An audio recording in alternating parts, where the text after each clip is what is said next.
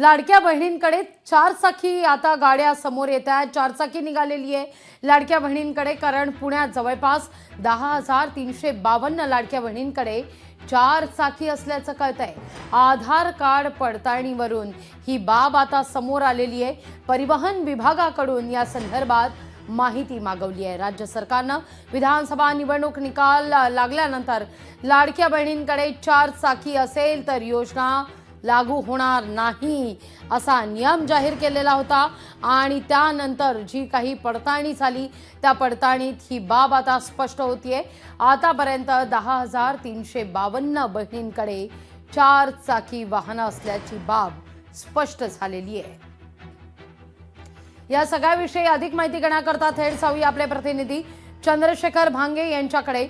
चंद्रशेखर, आपण पाहतोय लाडक्या बहिणी या सुसाट आता निघाल्याचं पाहायला मिळत आहे। चारचाकी असलेल्या लाडक्या बहिणींकडे आता या लाडक्या बहिणी लाडकी बहीण योजनेचा लाभ घेत असल्याचं देखील पडताळणीत समोर आलेलं आहे।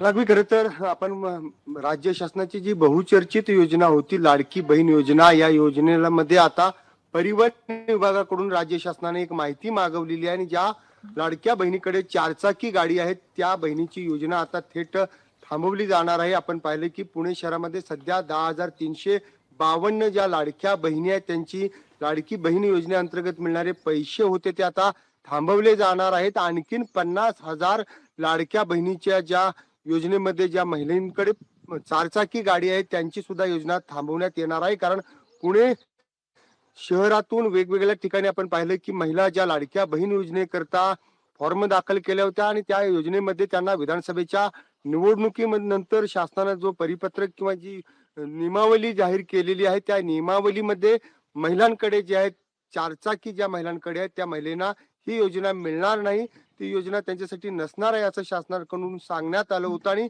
याची सगळी प्रक्रिया आता परिवहन विभाग आणि राज्य शासन संयुक्त करत आहे।